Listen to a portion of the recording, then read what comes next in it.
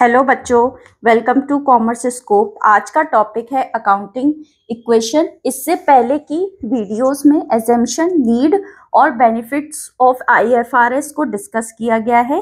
नए viewers description पर दिए गए लिंक पर जाकर देख सकते हैं। तो आइए शुरू करते हैं आज का टॉपिक जो है अकाउंटिंग इक्वेशन। ठीक है, अकाउंटिंग इक्वेशन में सबसे पहले एक बैलेंस शीट का फॉर्मेट आपको दिखाया गया है। ठीक है, तो अकाउंटिंग इक्वेशन को समझने से पहले एक बैलेंस शीट हम देख लेते हैं।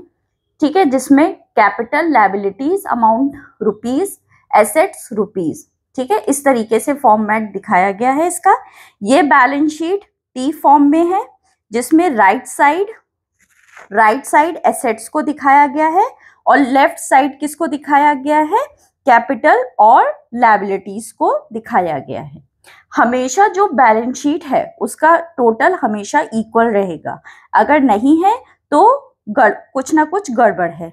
ये बैलेंस शीट ये शो करती है कि जो बिजनेस में पैसा लगाते हो, जो कि ओनर या तो खुद लगाता है, ठीक है, जिसको आप कैपिटल बोलते हो, या बाहर की पार्टी से उधार लेता है, जिसको आप लायबिलिटीज कहते हो। ठीक है, उसका पूरा यूज बिजनेस की एसेट्स को एक्वायर करने में किया जाता है। अब यहाँ पे हम देख रहे हैं कैपिटल कितनी लगाई है, 60,000, और लायबिलिटीज में कौन कौन है, क्रेडिटर्स है, मतलब बाहर की पार्टी है, और बैंक ओवरड्राफ्ट यानी बैंक से उधार लिया है कितने का, 40,000।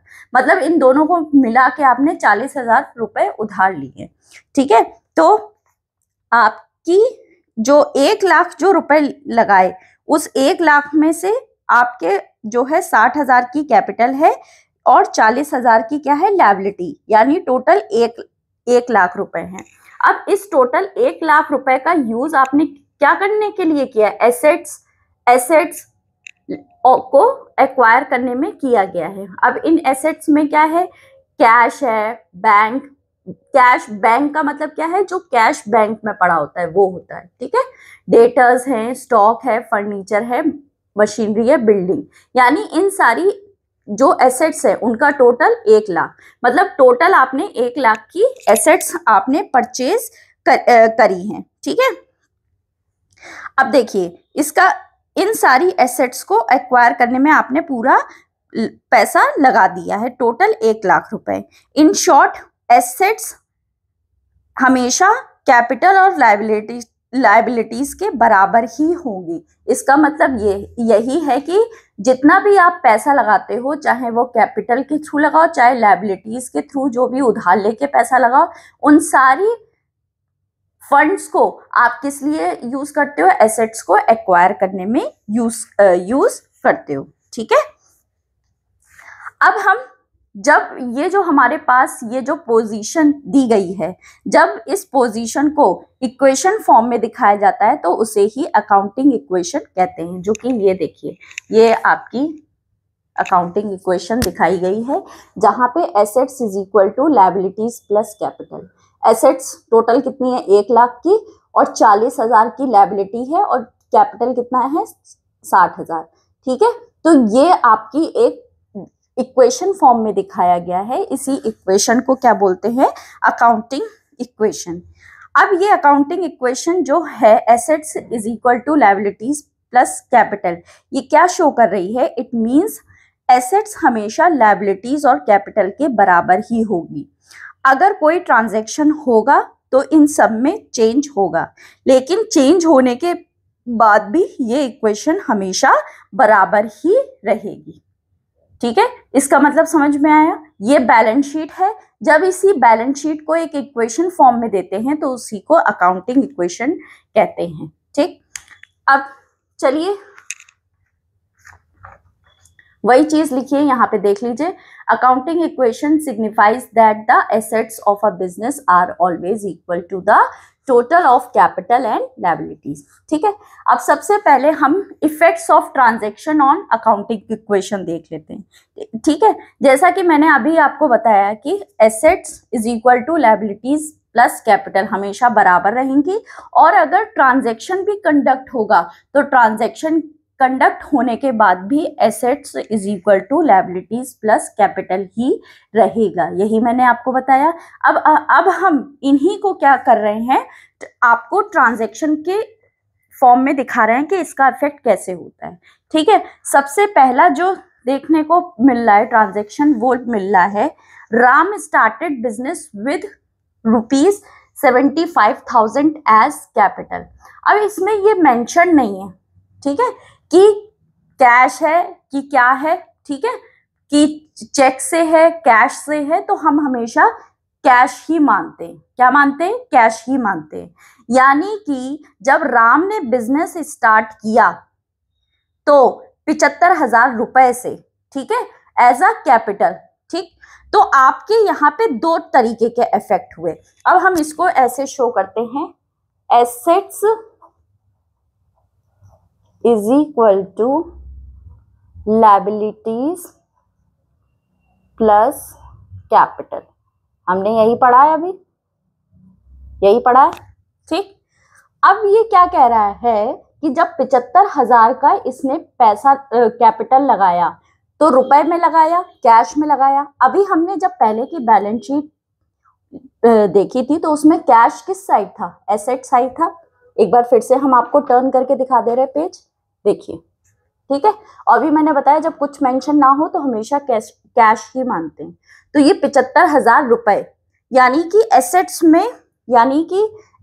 में क्या आ जाएगा? कैश आ जाएगा, इज इक्वल टू लायबिलिटीज वही रहेंगी। ठीक है, और आपका कैपिटल भी बढ़ रहा है, जब वो पैसा लगा रहा है तो कैपिटल भी तो बढ़ रहा है। ठीक है, तो यानी कि ये 75,000 का कैश भी बढ़ रहा है और कैपिटल का भी पर इसका इफेक्ट आ रहा है। ठीक है, तो यानी कि हम देखते हैं 75,000 ये कैश यहां लिखेंगे, लायबिलिटीज आपकी क्या है? 0, कुछ भी नहीं है, और आपकी कैपिटल कितनी है? 75,000 रुपीज। ठीक है, जब तो यानी कि अब हम देखते हैं ये इक्वेशन अपने आप क्या हो गई? बराबर हो गई। यानी जो हमने ये पढ़ रखा है ट्रांजैक्शन के चेंज के बाद भी इक्वेशन क्या रहेगी? सेम रहेगी। तो वो हमें यहाँ पे सिचुएशन देखने को मिल रही है। इस 75,000 का दोनों साइड अफेक्ट आया। एक तरफ आपकी एसेट्स भी बढ़ रही हैं क्योंकि वो कैश फॉर्म में आ रहा है, और दूसरी तरफ आपकी कैपिटल भी बढ़ रही है क्योंकि आप बिजनेस स्टार्ट कर रहे हो, कैपिटल लगा रहे हो। तो जब कैपिटल लगा रहे हो तो कैपिटल इंक्रीज हो रही है। ठीक है, इतना समझ में आया। अब हम नेक्स्ट ट्रांजैक्शन की बात कर लेते हैं। नेक्स्ट ट्रांजैक्शन क्या है? Ram purchase furniture for cash ₹5,000 का उसने क्या परचेज किया? फर्नीचर परचेज किया। ठीक है, अब देखिए ओल्ड इक्वेशन वही है। ओल्ड इक्वेशन हम पहले से लिख ले रहे, assets is equal to liabilities plus capital, ये पढ़ रखा था। ठीक है, अब एसेट्स में पहले क्या था? कैश 75,000 का था। ठीक है, फर्नीचर खरीद रहे हो तो फर्नीचर भी क्या है? एसेट्स हुई आपकी। तो एसेट्स में यानी दो चीजें दिखाओगे, कैश भी दिखाओगे प्लस फर्नीचर भी दिखाओगे। ठीक है, प्लस फर्नीचर।